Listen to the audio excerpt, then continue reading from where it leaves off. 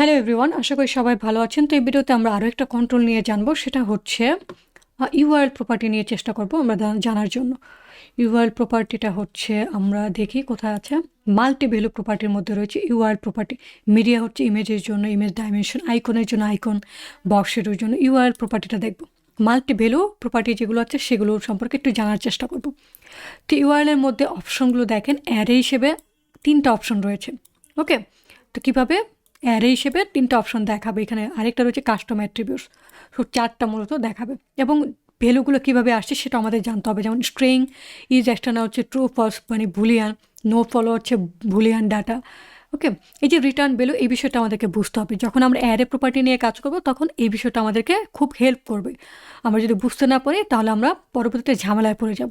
তো এগুলো কী আছে সেটা এখানে বলে দিচ্ছে। তো আমি কন্ট্রোলটা নিচ্ছি, কন্ট্রোলটা নিয়ে আমি এখানে দিয়ে দিচ্ছি, আমাদের কন্টেন্ট ট্যাবে দিব, প্রথমে দিচ্ছি একেবারে।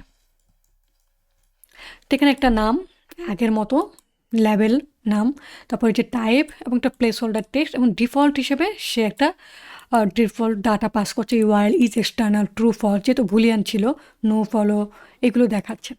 ওকে, তা আউটপুটটা আসলে কীভাবে নেব সেটাও কিন্তু এখানে বলে দিয়েছে। তো তারা তাদের মতো করে আউটপুটটা দেখাচ্ছে, র্যান্ডার অ্যাট্রিবিউট দেখাচ্ছে। তো আমরা নর্মালি যেটা করে থাকি, এ নিয়ে থাকি, তাই না? আমরা কি করি, এ নেই, এর ভিতর একটা লিঙ্ক নেই এবং এখানে টেক্সট দিই। তো আমি ধরে নিচ্ছি আমাদের ওয়েবসাইট লিঙ্ক একটা টেক্সট রয়েছে, এখানে আমরা ডাটাটা পাস করতে চাচ্ছি। সেক্ষেত্রে আমরা কিভাবে করব? আপনি তো এটা দেখে আপনি করতে পারবেন, এটা নিয়ে নিলে সরাসরি আউটপুট দেখাতে পারবেন। তো আমি এখানে একটা জিনিস দেখাচ্ছি, যেমন পিএইচপি ইকো।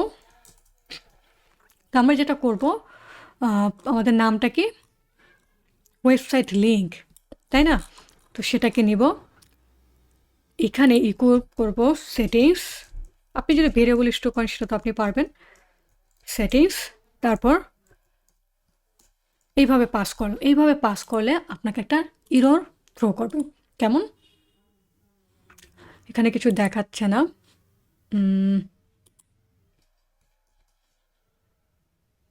এই যে এখানে আপনি যদি দেখেন একদম নিচের দিকে অ্যারে দেখাচ্ছে। হ্যাঁ, তো এটা মূলত কাজ করছে না, এখন হয়তো বোঝা যাচ্ছে না, বাট আলটিমেটলি নিচের দিকে দেখলে দেখবেন কাজ করছে না। কারণ আমরা কোন ডাটাটা নিতে চাই, কোন ডাটাটা এখানে নিতে চাচ্ছি সেটা কিন্তু আমরা বলিনি। ইউআরএল নিতে চাচ্ছি নাকি বাকি বিষয়গুলো নিতে চাচ্ছি, তো আমরা ইউআরএল পাস করতে চাচ্ছি। সো অবশ্যই থার্ড ব্র্যাকেটের ভিতর, পাসকোডের ভিতর ইউআরএল লিখব, যেইভাবে আছে নামটা সেইভাবেই আমরা লিখব। যেখানে রয়েছে না ইউআরএল সেটাই আমরা দিব। তাহলে মূলত আমরা ইউআরএলটা পাস করলে এখানে ইউআরএল হিসেবে সে ডাটাটা নিবে।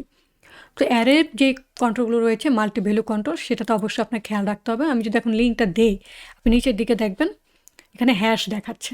ওকে, সো এইভাবে আপনি যে কোনো মাল্টি ভ্যালু অ্যারো থেকে ডাটাগুলোকে পাস করতে পারবেন। তো আমি আর দেখাচ্ছি না, আইকন কন্ট্রোল তো একইভাবে, আইকনের কিছু অ্যারে রয়েছে, এখানে ভ্যালুটা রয়েছে, ভ্যালুটা যদি দেখাতে চান ভ্যালুটা দেখাবেন, এবং লাইব্রেরি ফাংশন যেটা আছে সেটা, আর তাদের ডিফল্ট কন্ট্রোল সেটাও আপনি ইউজ করতে পারেন। ওকে, মিডিয়ার বেলাও একই কাজ করতে হয়। মাল্টি ভ্যালু যেগুলো আছে সেগুলো মূলত এইভাবেই কাজ করতে হয়। এগুলো আপনাকে প্র্যাকটিস করতে হবে এবং আরও ভালো করে জানতে হবে। তো নেক্সটে আমরা আরেকটা কন্ট্রোল সম্পর্কে জানবো। তো দেখা হচ্ছে পরের ভিডিওতে।